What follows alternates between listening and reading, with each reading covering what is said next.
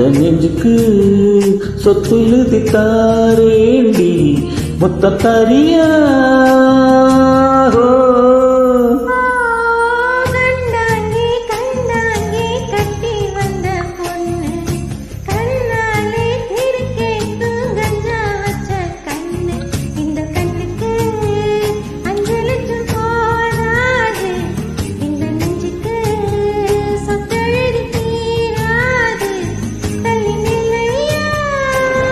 அடிவோ வீடு தன்னாகோளம் ஏ வீடு தெப்ப கோளம் நீரோடு நீரு சேரட்டுமே